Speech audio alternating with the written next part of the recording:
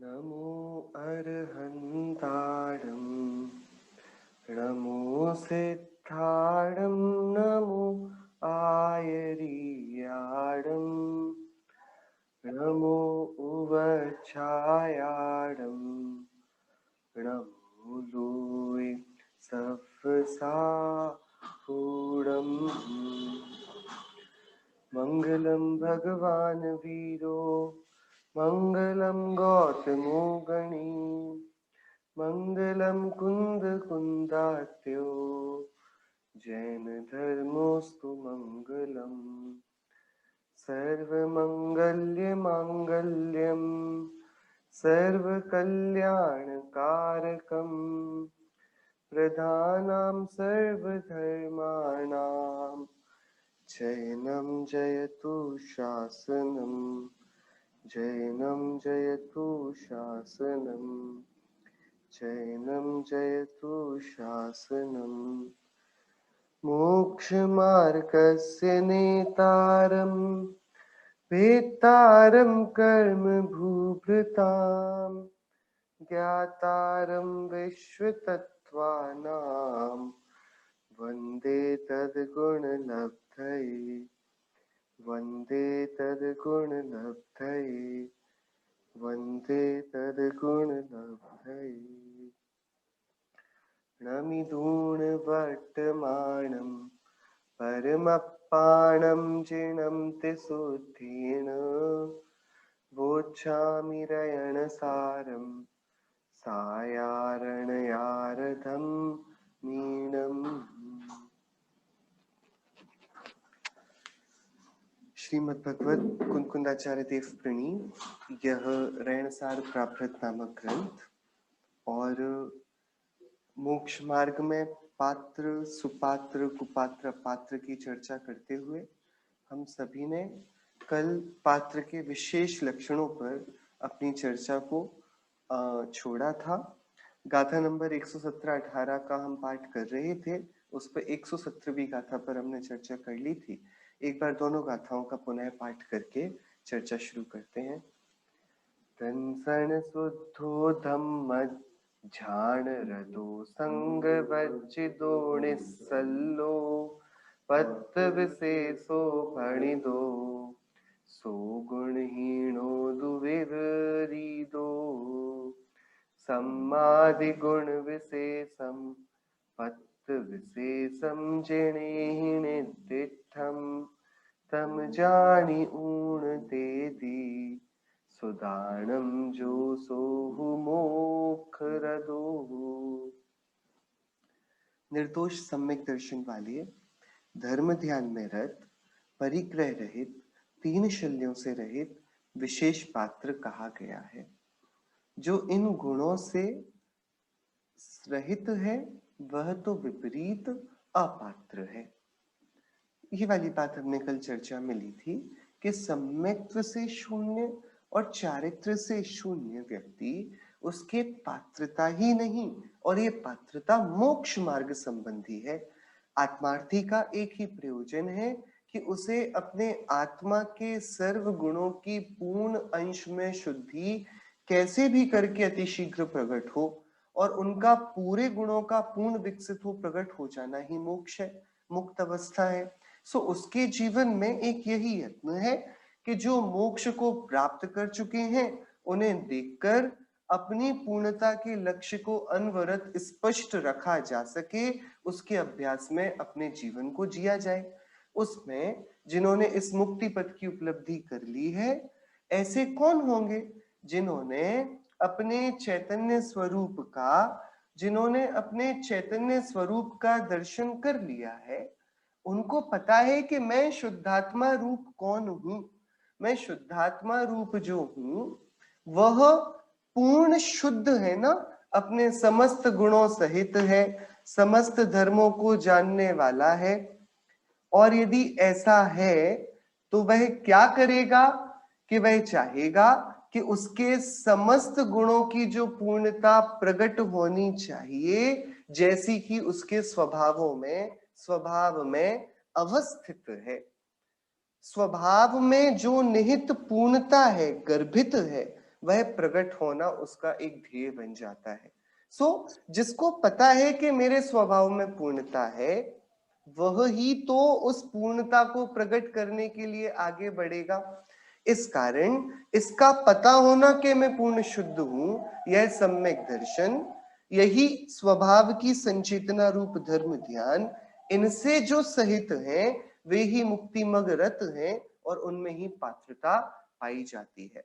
जिनमें स्वरूप का भान नहीं, सम्यक्त्व जिनके नहीं पाया जाता, रत्नत्रय नहीं है, परिग्रहों के वे प्रेम में ही अपना पूरा जीवन विषय लंपटता में बिता देते हैं, माया मिथ्यात्व और निदान रूप शल्यों से जिनका चारित्रिक और मानसिक हनन हुआ है, ऐसे जीव विपरीत हैं, वे पात्र नहीं है। उनके साथ मुमुक्षुओं को चाहिए कि वे मोक्ष मग के हेतु का वह जो सत्पात्र के प्रति व्यवहार किया जाता है दान आदि का, वह मोक्ष मग के प्रयोजन से उनके साथ न किया जावे। हाँ, यदि करुणा बुद्धि से किसी विशेष प्रसंग पर हृदय में क्षमा दया की उत्पत्ति अनुकंपा के होने पर यदि किसी पर उपकार कर दिया जावे अनायास ही, बिना किसी प्रति इच्छा के, बिना किसी प्रतिफल की कामना के, तो वह सामान्य है। लेकिन ये मोक्ष मार्ग में रत सम्यक मार्ग में चलने वाले मुमुक्षु जीव हैं और मुझे इनके जैसा बनना है, ऐसी अनुमोदना करके यदि अपात्र को दान दिया जाएगा तो वह हमारे ही द्वारा विपरीत पथभ्रष्ट पुरुष की पथभ्रष्टता के लिए अनुमोदना में दिया गया दान हो जाएगा। अब 118वीं गाथा में आचार्य देव क्या बोल रहे हैं? वे यहाँ पर इसी विषय को दृढ़ कर रहे हैं जिसमें सम्यक्त्वादी विशेष गुण हैं जो ऊपर कहे गए, धर्म ध्यान में निरत है, परिग्रह रहित है, शल्य रहित है, ऐसे जो विशेष पात्र सम्यक्त्वादी विशेष गुणों से युक्त हैं, वह जिनेन्द्र देव ने विशेष पात्र कहा है। सम्यक्त्व सहित समकिति सम्यक दृष्टि विशेष पात्र है। जो व्यक्ति उस पात्र विशेष को जानकर सुदान देता है वह निश्चय से मोक्ष मार्ग में रत है। कितना सुलझा हुआ गणित है। हमें ये जानना हो कि हम किस रास्ते चल रहे हैं, सो हम ये देख लें जिनका हम अनुकरण कर रहे हैं वे उस रास्ते चल रहे हैं, वे जिस रास्ते चल रहे हैं हम भी अपने आप को उसी रास्ते पाएंगे। एक दिल्ली के रास्ता जाता हो, हमसे आगे के पथिक वे दिल्ली के पथ पर चलते हो और हम उनके पीछे पीछे अनुगमन करते हो, तो वे तो दिल्ली के रास्ते चलते हैं, हम किस रास्ते चलते हैं? कि अरे जो दिल्ली के पथ पर गमन कर रहे हैं उनका अनुगमन करने वाला, उनका अनुगामी भी तो दिल्ली के पथ पर ही है ना, नहीं तो वे उनके पीछे चलते चलते कहीं बंबई थोड़ी पहुंचेगा। वो कहां जाएगा कि जिस पथ के पथिक का अनुसरण किया जाए उसी पथ पर तो चलना माना जाएगा ना।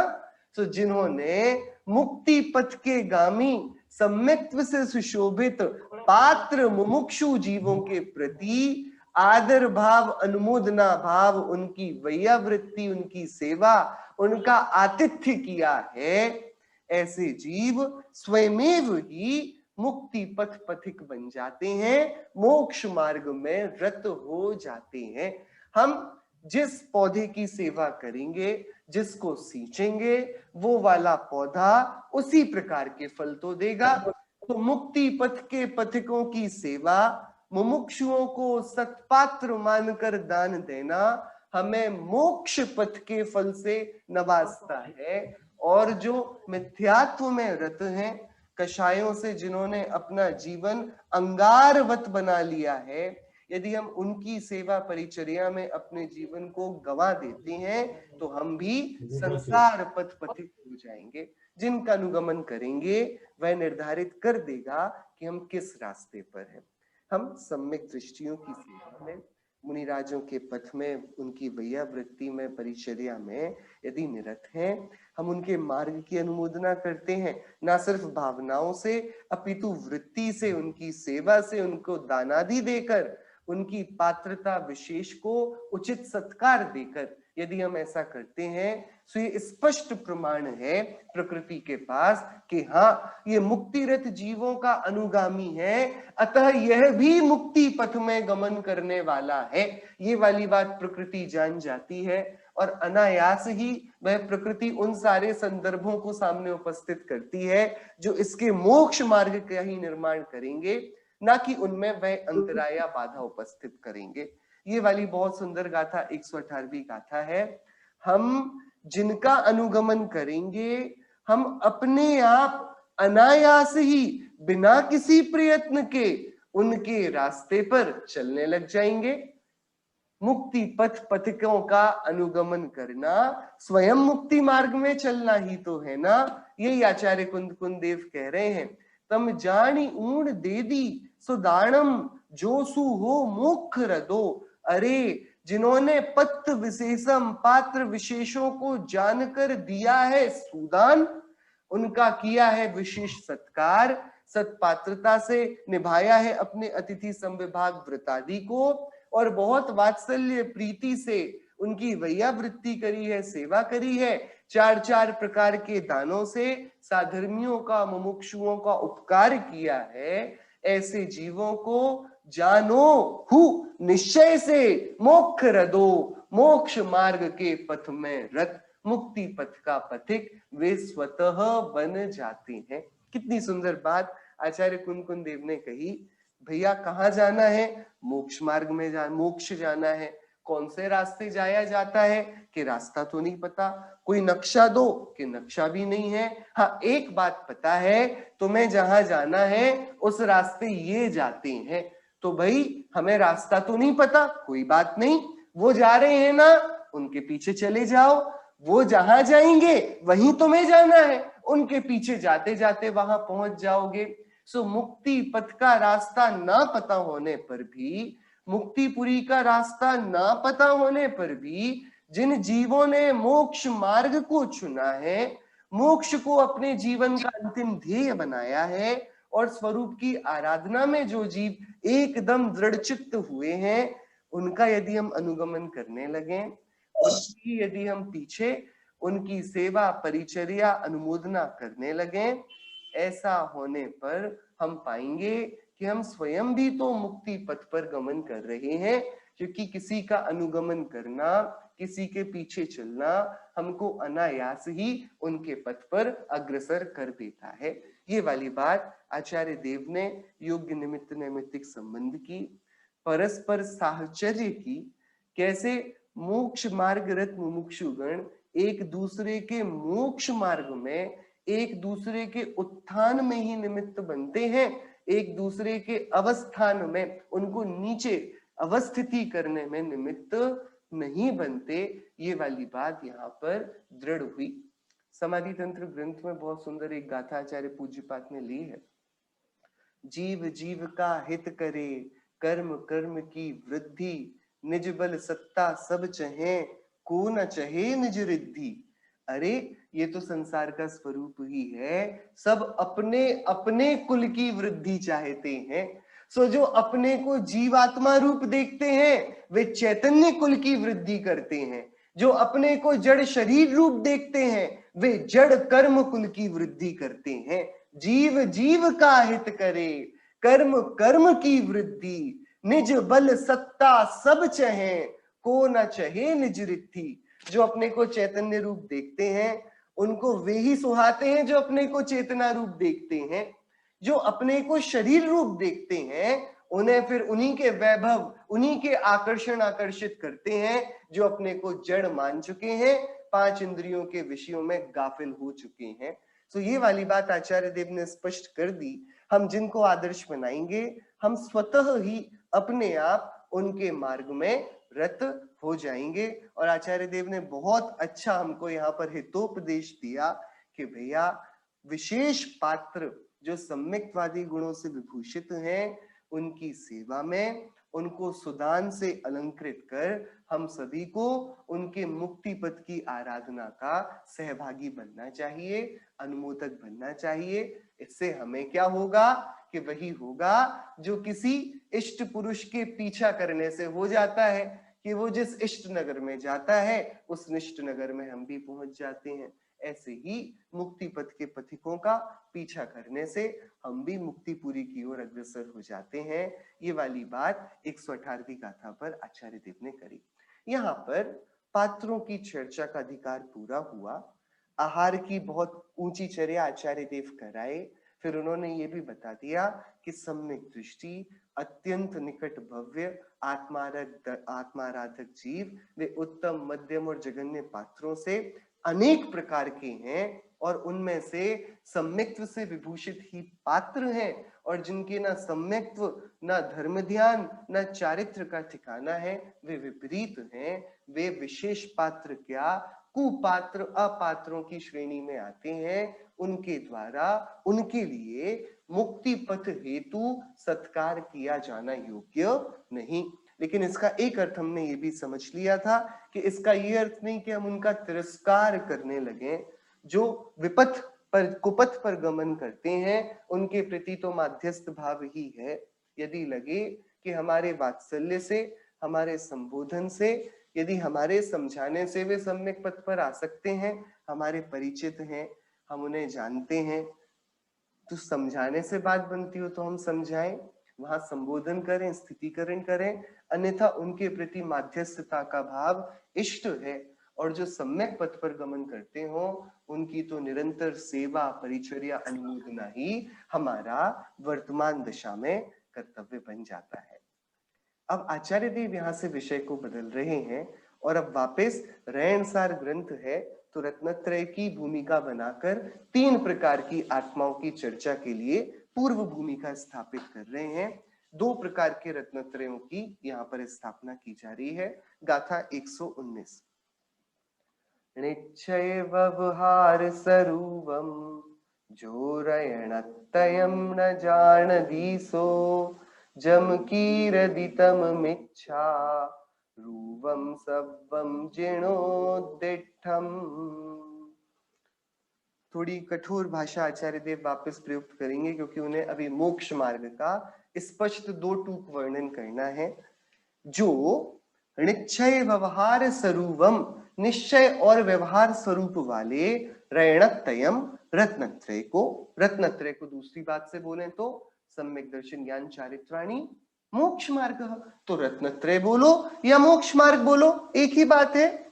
जो निश्चय और व्यवहार स्वरूप वाले रत्नत्रय को, जो निश्चय और व्यवहार स्वरूप वाले मोक्ष मार्ग को न जान दी, नहीं जानता है, वह जम की रदी, जो कुछ भी करता है, तम सवम, वह सब कुछ मिथ्यारूपम, मिथ्या रूप है, व्यर्थ है, झूठा है, अर्थहीन है, फलहीन है, ऐसा जिणोदिठम जिनेन्द्र देव ने कहा है। क्या बात करी आचार्य देव ने? पूर्व में पात्रता में आचार्य देव ने नक्की कर दिया, सम्यक्त्वादी विशेष गुणों का अवश्यम भावी होना ये पात्रता की परीक्षा में किसी जीव को उत्तीर्ण कराता है। तो सम्यक्त्व शून्य तो अपात्र है। अब भैया उसके सम्यक्त्व रूप रत्नत्रय तो नहीं है, लेकिन वो बहुत ऊंची तपस्या करता है, बहुत शास्त्रों का अध्ययन करता है और नाना प्रकार से देशाटन करता है, नाना प्रकार से उच्च आचरण, तपस्या, संयम का प्रयोग करता है, लेकिन सम्यक्त्व से शून्य है। सो आचार्य कहते हैं कि देखो, ना तो उसे निश्चय रत्नत्रय का पता, ना व्यवहार रत्नत्रय का पता।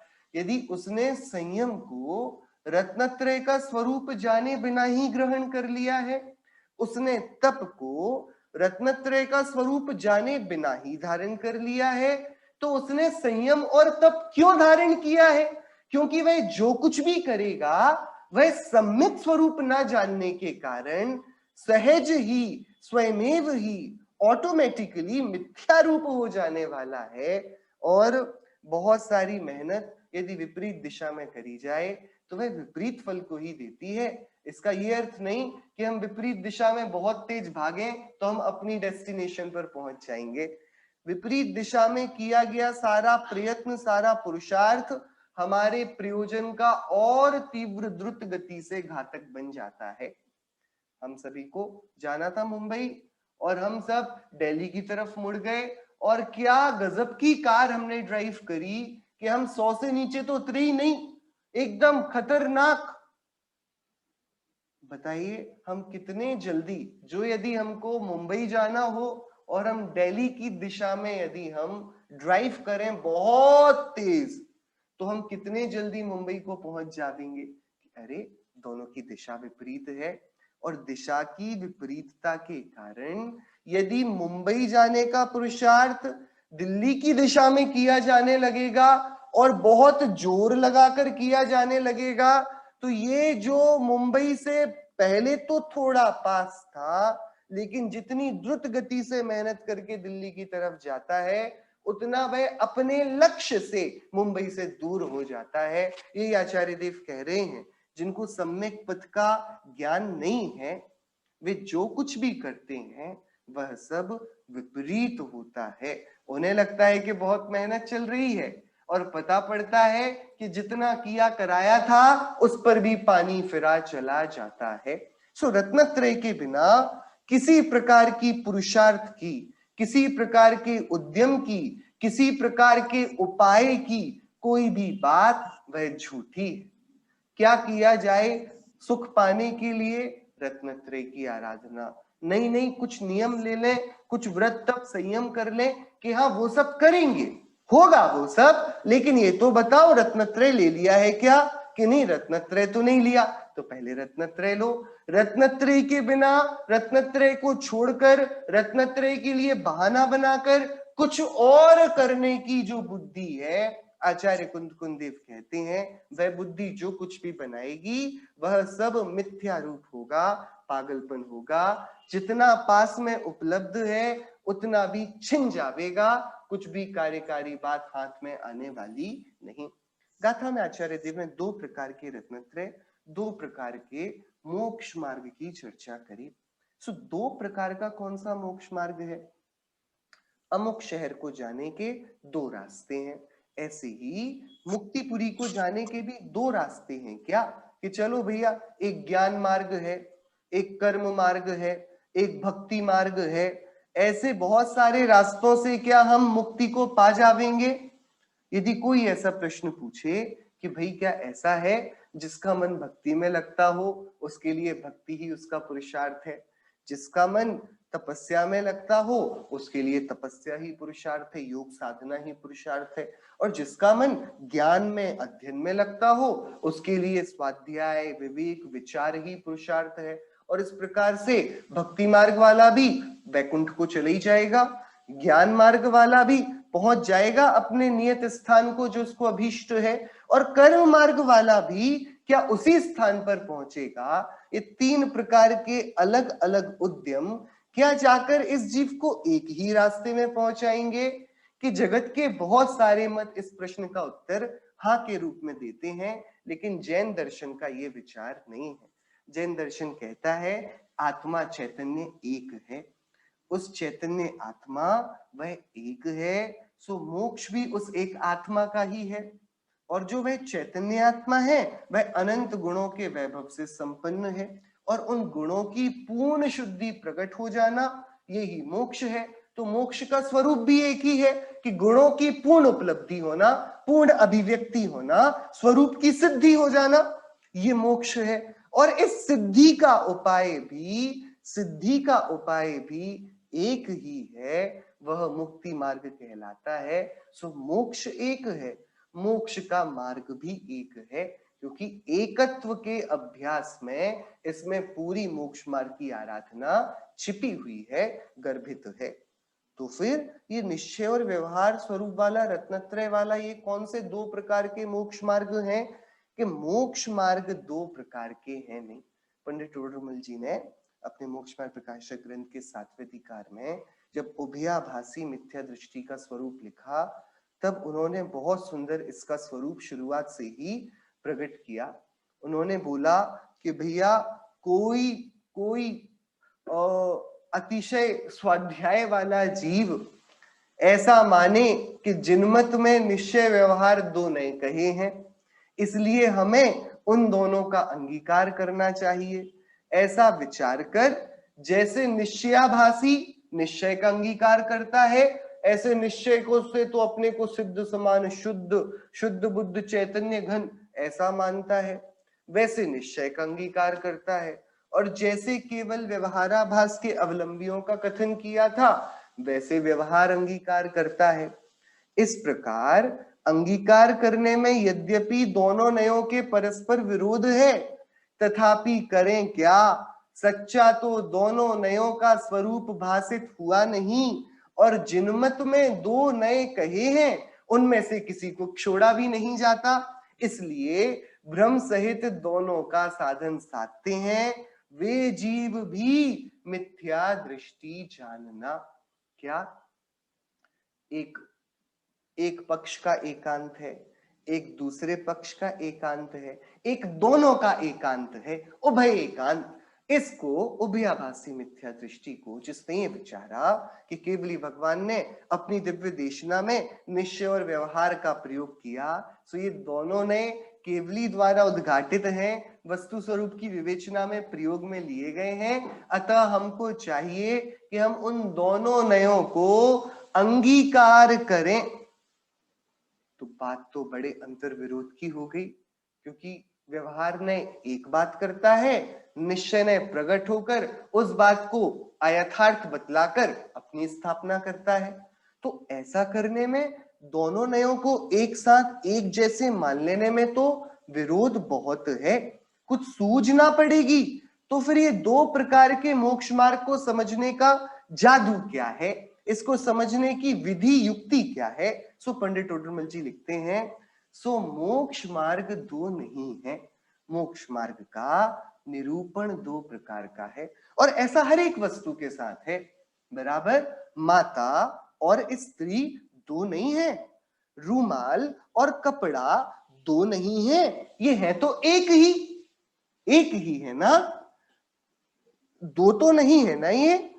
ये अनुभव और मनुष्य और पुरुष और पुत्र और भाई, ये कितने सारे हो गए कि नहीं, ये तो एक का ही अलग अलग निरूपण है ना। यही बात पंडित टोडरमल जी ने बताई, मोक्ष मार्ग दो नहीं है, मोक्ष मार्ग का निरूपण, मोक्ष मार्ग की विवेचना वो दो प्रकार से है। अब उसमें क्या करना, तो दो में से सच तो एक ही होगा ना। तो क्या किया जाए कि यहां पर पंडित टोडरमल जी विशेष बात कहते हैं, जहां सच्चे मोक्ष मार्ग को मोक्ष मार्ग निरूपित किया जाए सो निश्चय मोक्ष मार्ग है। और जहां जो मोक्ष मार्ग तो है नहीं, परंतु मोक्ष मार्ग का निमित्त है, वह सहचारी है, उसे उपचार से मोक्ष मार्ग कहा जाए सो व्यवहार मोक्ष मार्ग है। क्योंकि निश्चय व्यवहार का सर्वत्र ऐसा ही लक्षण है। और इसके बड़े प्रचलित उदाहरण हैं। आप सभी के घरों में शक्कर का डब्बा होगा, पानी का ग्लास भी होगा, लेकिन हम यदि आपके किचन में ढूंढने जाएंगे तो ना तो शक्कर का कोई डब्बा बना हुआ है, या तो स्टील का होगा, या कांच की बरनी होगी, या प्लास्टिक का कोई बॉक्स होगा, ना ही पानी का बना कोई ग्लास है, स्टील का है, कांच का है। लेकिन जल से निर्मित तो कोई भी वस्तु नहीं है ना। तो ये पानी का ग्लास, घी का घड़ा, शक्कर का डब्बा, ये वाली बातें कहां से आई? ये अनुभव का रूमाल है कि कपड़े का रूमाल है?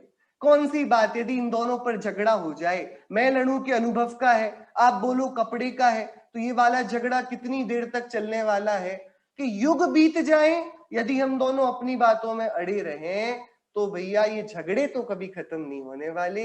लेकिन यदि आराम से धैर्य से विचारा जाए तो जब तक इसके लिए अर्थ का व्यय नहीं किया गया था, तब तक यही रूमाल दुकानदार का था। अनुभव ने जाकर कुछ पैसे दिए तो तभी ये रूमाल दुकानदार का छूटकर अनुभव का हो गया। सो ये अनुभव का है कि दुकानदार का है कि ये रूमाल कपड़े का था और कपड़े का रहा। तो वास्तविकता में तो कपड़े का है, ये वस्त्र है ना, कपड़े का है ना। सो जब कपड़े के रूमाल को कपड़े का कहा जाए वह तो निश्चय रूमाल, और जो वैसा तो है नहीं, लेकिन निमित्त आदि की, संयोग आदि की अपेक्षा उसमें वैसा उपचार किया जाए कि इसमें अनुभव का हड्डी नहीं, अनुभव की खाल नहीं, अनुभव के बाल नहीं, कुछ भी नहीं इसमें, लेकिन अनुभव की जेब में रखा रहता है। इस कारण से है तो नहीं अनुभव का, लेकिन सहचारी है, निमित्त है, इस कारण उपचार से अनुभव का कह दिया जाता है। तो ये बताइए, दो रूमाल हुए ना, कि एक के रूमाल दो नहीं, रूमाल का निरूपण दो प्रकार का है। ऐसे ही रत्नत्रय रूप मोक्ष मार्ग दो नहीं है, इन मोक्ष मार्ग का निरूपण दो प्रकार से है, एक निश्चय मोक्ष मार्ग और एक व्यवहार मोक्ष मार्ग। कौन सा अपनाना चाहिए, कौन सा रूमाल अच्छा रहेगा, अनुभव का या कपड़े का? कौन से ग्लास में पानी पिया जाए, स्टील के में कि पानी के ग्लास में? कि अरे दो बात है ही नहीं, चाहे पानी के ग्लास में पियो या स्टील के ग्लास में पियो, ग्लास तो सामने वही आने वाला है। चाहे अनुभव के रूमाल का प्रयोग करो या कपड़े के रूमाल का प्रयोग करो, प्रयोग में तो वही आने वाला है। अरे चाहे अरिहंतादि की भक्ति करो, उसमें भी स्वरूप की आराधना ही एक उद्देश्य है। और चाहे चैतन्य का विचार करो, उसका लक्ष्य करो, उसमें भी लक्ष्य तो स्वरूप की आराधना का ही है। कि करना तो वही है, जो अरिहंतों को देखता है वह अरिहंतों में शुद्धात्मा को देखता है, जो शुद्धात्मा को देखता है वह शुद्धात्मा में शुद्धात्मा को, अरिहंतों को देखता है। अरिहंत शुद्धात्मा है ना, शुद्ध हुए हैं, परिशुद्ध हुए हैं। सो जब अरिहंत की भक्ति से मोक्ष मार्ग कहा जाता है, तो सहचारी निमित्त होने के कारण कह दिया जाता है वह व्यवहार मोक्ष मार्ग है। जब शुद्धात्मा की भक्ति को, आराधना को, ध्यान को, लक्ष्य को मोक्ष मार्ग कहा जाता है, सो वह तो है ही, वह तो यथार्थ है। ये चैतन्य आत्मा के लक्ष्य से ही तो मुक्ति में जाएगा। 24 तीर्थंकरों में से एक भी तीर्थंकर ऐसे नहीं हुए जो पूर्व तीर्थंकर की आराधना से सिद्ध हुए, वे अपने चैतन्य स्वरूप की आराधना से सिद्ध हुए ना। हाँ, लेकिन उनके हृदय में पंच परमेष्ठियों के प्रति अतिशय अगाध भक्ति उनके जन्म जन्मांतरों के संस्कारों से चली आई थी। वह सहचारी थी किसके? शुद्ध सम्यक पुरुषार्थ के, स्वरूप के। सो निश्चय और व्यवहार का सर्वत्र ऐसा ही लक्षण है कि जो वस्तु जैसी है उसे वैसा कहा जाए, वह निश्चय कहलाता है। जो वस्तु जैसी है तो नहीं, लेकिन मोक्ष निमित्त आदि और उपचार आदि से, सहचार आदि के कारणों से उसे वैसा कह दिया जाए, सो व्यवहार मोक्ष मार्ग है। सच्चा निरूपण सो निश्चय, उपचार निरूपण सो व्यवहार। इसलिए निरूपण अपेक्षा दो प्रकार मोक्ष मार्ग जानना। और इसलिए आचार्य कुंद देव ने अपनी भगवती प्रज्ञा से ये वाली गाथा में समस्त अनेकांत के हृदय को समाहित कर दिया। उन्होंने मूल गाथा में ही बोल दिया, जो निश्चय और व्यवहार स्वरूप रत्नत्रय को जानता है, अर्थात जो अनेकांत स्वरूप वस्तु को जानता है, जो केवली भगवान द्वारा प्रदत्त स्याद्वाद विद्या में प्रवीण है, जो अपने आप को स्वाधीन स्वतंत्र रूप से देखना भी जानता है, और जो अपने आप को, जो बाहरी कालिमा है, बाहर का साहचर्य है, जो अपने आप को कर्म रहित मुक्त भी देखता है और कर्म सहित संसारी भी देखता है, जो अपने को ज्ञान वाला ज्ञायक शुद्ध भी देखता है और राग वाला छद्म भी देखता है, एक ही साथ अपनी अशुद्धि को और शुद्ध स्वरूप को जो देख पाता है और अशुद्धि से भयभीत नहीं होता, शुद्ध स्वभाव के आह्लाद से उस अशुद्धि को और विमल करते हुए निकालता जाता है, ऐसा वह स्याद्वाद विद्या में कुशल, निश्चय और व्यवहार का जानकार विशेषज्ञ, वह जो कुछ भी करेगा ना, अब वह यदि भगवान की भक्ति करता है तो भी सम्यक रूप है, वह दीन दुखियों का उपकार करता है, सम्यक रूप है, वह राज्य का न्याय नीति से संचालन करता है उसकी सारी क्रियाओं को सम्यकता का सर्टिफिकेट प्राप्त है। पर जो इस स्याद्वाद विद्या में हार गया है, जिसने वस्तु के अनेकांत स्वरूप को जाना ही नहीं, जो अपने रागादि को देखकर अपने को ही अशुद्ध मान लेता है, और फिर यदि कोई बोले तुम तो पूरे हो, तुम तो सिद्ध हो, ऐसे करके छाती चौड़ी करके घूमने लगता है, स्वच्छंदी हो जाता है, वह दोनों तरफ से मारा गया। दोष के भान में हीन बुद्धि को प्राप्त हुआ, जब उसकी प्रभुता का भान कराया तो प्रमादी हो गया, स्वच्छंद हो गया।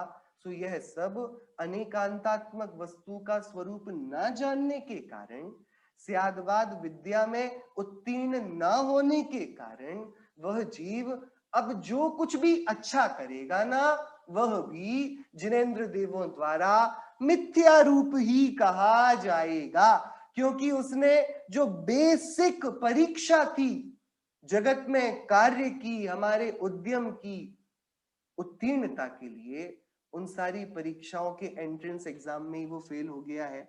आगे का कुछ एग्जाम की बात ही नहीं बनती। स्याद्वाद विद्या वस्तु का उत्पाद व्यय द्रव्यात्मक स्वरूप, एक अनेक, भेद अभेद, नित्य अनित्य, सत असत इत्यादि नाना विरुद्ध धर्मात्मक स्वरूप में ही संघटित शक्तियां, इन सभी पर जिसने विचार नहीं किया है, जिसने अपने त्रिकाल शुद्ध रूप प्रवर्तने वाले निश्चय शुद्ध स्वरूप को और क्षणिक एकदम जो नवीन उत्पन्न हुआ है ऐसे वर्तमान के विकार विभावी परिणमन को जुदा जुदा जानकर, एक ही स्वरूप में इन दोनों की हयाती को देखकर जो शुद्ध स्वरूप है उसे सत्य मानकर, और जो विभाव परिणमन है उसे क्षणिक मानकर, दूर किया जाने जैसा मानकर, हेय मानकर इसके उपचार का और स्वरूप के विचार का उद्यम किया है, वह जीव जो भी करता है, जो भी करता है उसकी सारी करनी सम्यक है। ऐसा आचार्य कुंद देव यहाँ स्थापित करते हैं। बहुत आवश्यक है हम सभी को, यदि हम थोड़ा अपने हृदय में विचार करें, निश्चय सम्यक्त्व किसे कहते हैं, व्यवहार सम्यक्त्व किसे कहते हैं, पर द्रव्यनते भिन्न आप में रुचि सम्यक्त्व भला है, आप रूप को जान पनो सो सम्यक ज्ञान कला है, आप रूप में लीन रहे फिर सम्यक चारित सोई।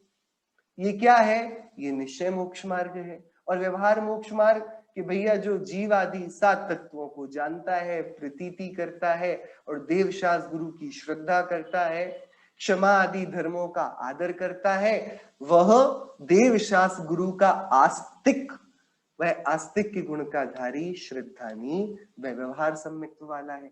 तो अब कोई बोले कि देखो हम पूजन करते हैं, हम सिर्फ वीतरागी देव को नमस्कार करते हैं, देव शास्त्र गुरु में हमारी अकंप प्रीति है, कोई हमारी गर्दन भी काट देना हम कुगुरु के सामने नहीं झुकेंगे, बराबर। तो क्या वह सम्यक दृष्टि है? क्योंकि सच्चे देवशास्त्र गुरु की श्रद्धावान को सम्यक दृष्टि बोला है ना आगम में, कि भैया यहाँ पर आचार्य कुंद देव का 119वीं गाथा का टेस्ट उसको क्वालिफाई करना पड़ेगा। क्या टेस्ट है? कि भैया तुम्हारे हिसाब से सम्यक तो क्या होता है? कि देवशास्त्र गुरु की अकंप श्रद्धा। बिल्कुल बात, ये कौन सा है? ये तो उस एक मोक्ष मार्ग का एक औपचारिक रूप है, एक ऊपरी सतही रूप है। ये तो व्यवहार सम्यक्त्व के नाम से प्रसिद्ध है। तुम्हारे पास वो दूसरा वाला सम्यक्त्व का कुछ ज्ञान तुम जानते हो, इसके साथ साथ एक और वस्तु है जो निहित है, भूतार्थ है, आवश्यक है। वो क्या? कि तुम जिन अरिहंत देव की भक्ति पूजा करते हो, इतनी अकंप श्रद्धा उनमें रखते हो, तुम्हें पता है वो किसकी पूजा भक्ति करते हैं? उनकी ये जो दशा हुई है, हाथ पर हाथ धरे ऐसे करना कुछ ना रहा जैसे, ये जो उनकी दशा हुई है, तुम्हें पता है किस चैतन्य लक्ष्मी पर रीच कर हुई है? कि हाँ, वे अंतर्मुखी हैं। तो अंतर्मुखी होकर क्या करते हैं? आराम फरमाते हैं। कि नहीं नहीं, वे तो अनंत आनंद की विपुल संपदा का भोग भोगते हैं। अच्छा, तो क्या तुम्हें उस चैतन्य स्वरूप की सत्ता पर, उसकी हयाती पर, उसके अस्तित्व पर विश्वास है? जैसे तुम इस देव शास्त्र गुरु के लिए अपनी गर्दन को कलम कराने को तैयार हो, क्या तुम ऐसे अपने त्रिकाली अस्तित्व की दृढ़ता को देखते हुए भैया मैं मर जाऊंगा लेकिन अपने को शरीर रूप ना देखूंगा, ये वाले दृढ़ संकल्प से तुमने अपनी चेतना को सींचा है क्या कि नहीं?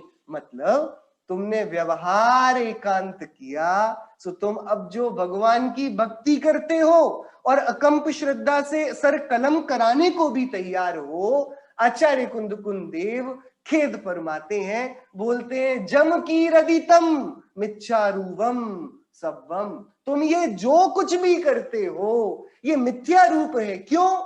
तुमने धर्म के एक पक्ष को, अधूरे पक्ष को जाना और उसके बाद आगे कुछ जानने की कोशिश ही नहीं करी, अधूरे को ही पूरा मान लिया। ये तो अव्याप्ति हुई चेतना में, ये प्रमाण ज्ञान कैसे हुआ? ये तो एकांत हो गया। ये करना बहुत आत्मघातक है।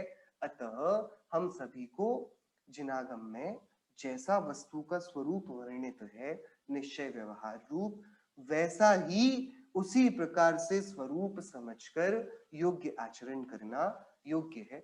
हमारे समाज में काल के चलते, नाना प्रकार की भ्रांतियों के चलते और स्वाध्याय के अभाव में ऐसी ही भाषा का प्रयोग शुरू हो गया था, प्रचलन में आ गया था। वो अब थोड़ा कम हुआ है। दो पक्ष बन गए थे, निश्चय वाले, व्यवहार वाले। अब आचार्य कुंदकुंद देव की गाथा को यदि हम खोलकर रखेंगे तो आचार्य कुंदकुंद देव क्या बोलेंगे? निश्चय वाले जो कुछ करते हैं सब मिथ्या है, व्यवहार वाले जो कुछ करते हैं सब मिथ्या है। आचार्य सही कौन है कि जो निश्चय व्यवहार को जैसा जिनेंद्र देव ने कहा है वैसा योग्य रीति से जानता है, वह जो कुछ करेगा वह सम्यक है। एक एक पक्ष को पकड़कर बैठ जाने वाले वे पाक्षिक हो गए, वे पक्षपाती हो गए, वे मतार्थी हो गए। मतार्थी को आत्मार्थता बनती ही नहीं। सो ये निश्चय वाले हैं, ये व्यवहार वाले हैं, हमें निश्चय की चर्चा सुनाओ, हमें व्यवहार की चर्चा सुनाओ। ये भैया बात ऐसी बनती नहीं। हमें तो वस्तु स्वरूप समझना है। उस वस्तु स्वरूप को समझते ही हमें पता पड़ जाएगा कि जब बोला जाए अनुभव का रूमाल लेकर आओ तब कपड़े का ही लाना है। जब बोला जाएगा कि देवशास्त्र गुरु को ध्याओ, हम समझ जाएंगे अपने को ही ध्याना है, वे भी तो यही करते हैं। ये कब होगा? कब होगा? मतलब कितना कितना सुनियोजित है। हमसे कोई बोले फैन स्विच ऑन कर दो, पंखे को चला दो, तो हम क्या करते हैं? एक लंबा सा डंडा लेकर आते हैं और पंखे को घुमाने लगते हैं कि नहीं, पंखे को चलाने के लिए पंखे को कहां चलाना है? बटन को चलाना है। कि कहा कुछ जाता है, समझा कुछ जाता है, किया कुछ जाता है, और इन तीनों में कितना समन्वय है कि जो कहा गया और उसमें सुनकर जो समझा गया और समझकर जो किया गया, वे तीनों कैसे आखिरी में एक सूत्र में जाकर बंध गए कि पंखा भी चालू हो गया, बटन भी चल गया, आप भी मान गए कि हमने आपकी बात सुनी और हम भी मान गए कि आपने अनर्गल कोई बात नहीं करी। ऐसे ही आचार्यों ने बोला देवशास्त्र गुरु की भक्ति करो, व्रत करो, तप करो, संयम करो, इससे सम्यक तो होगा। तो क्या बोला? पंखे को चलाओ। ये करने के लिए क्या करना है? ये करना है कि स्विच को दबाना है, उनके वीतराग स्वरूप का स्मरण करना है। उनके जैसा ही मैं हूं, अरहंत सिद्धाचार्य पाठक साधु हैं परमेष्टिपन, सब आत्मा की अवस्थाएं, आत्मा ही है शरण। चत्तारी शरणम पवज्जामि, अरहंते शरणम पवज्जामि। मैं अरहंत की शरण में जाता हूं। जब ये बोला तब निश्चय व्यवहार के जानकार ये समझे कि अरिहंत की शरण में जाना मतलब अरिहंत ने जिसकी शरण ली उसकी शरण में आना। ये स्वरूप की शरण भी तो जाना है ना। वीतराग द्वारा प्ररूपित इस वीतराग धर्म की शरण में जाता हूं, मतलब इस धर्म में जो वीतराग स्वभाव का व्याख्यान है उसको समझकर उस स्वरूप में लीनता करना, ये हमारे लिए योग्य कर्तव्य है। ये 119 नंबर की आचार्य कुंदकुंद देव की लेखनी से उपजी गाथा, जिसने समस्त प्रकार के एकांतों का विध्वंस कर स्याद्वाद विद्या अनेकांत वस्तु स्वरूप की स्थापना कर हमें बता दिया कि आधी अधूरी पढ़ाई से कुछ ना चलेगा। अधूरा पढ़कर जो कुछ भी किया जाएगा वह सब उद्यम पुरुषार्थ इत्यादि विशेषणों के योग्य नहीं होगा, वो सब मिथ्या होगा, हमारा व्यर्थ का श्रम होगा। हम सभी बार बार वस्तु के स्वरूप का विचार करके, उसे ध्याकर, स्वरूप की बहुत भावना करके अपनी परिणति को निर्मल करें, प्रज्ञा क्षणी को और तीक्ष्ण बनाएं और सम्यक से सुशोभित हो मुक्ति पथ पर आगे बढ़ते रहें। इसी मंगल भावना से जिनवाणी स्तुति। हो जिन वाणी जो तुम मोको तारोगी, आदि अंत अविरुद्ध वचन ते संशय भ्रम निर्वारोगी। ज्यों प्रतिपालत गाय वत्स को, त्यों ही मुझको पारोगी। सन्मुख काल बाग जब आवे, तब तत्काल उबारोगी। हो जिन वाणी जू तुम मोको तारोगी, बुध जन दास बीन वे माता, या विनती उर धारोगी। उलझी रहो हूँ मोह जाल में, ताको तुम सुरझारोगी।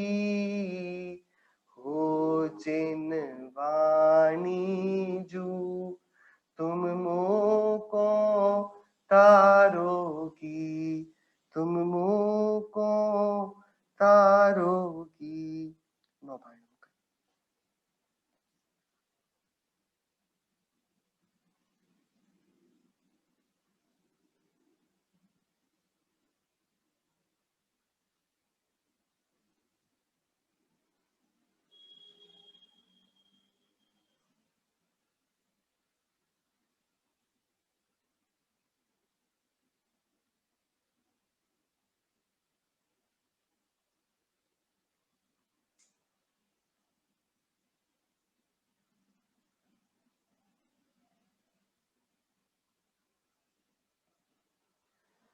बोले अंतर्मुख मुद्रावन सर्व शनीन्द्र भगवंतों की जय हो। द्वादशांग में जिनवाणी माता की जय हो। संस्वीतरा की भावलिंगी महामुनि राजों की जय हो। अनेकांतमय जैन धर्म की जय हो। शासन नायक तीर्थंकर वर्धमान स्वामी की जय हो। कलिकाल सर्वज्ञ आचार्य कुंद कुंद देव की जय हो। श्री रैण सार ग्रंथ की जय हो। जय जिनेन्द्र।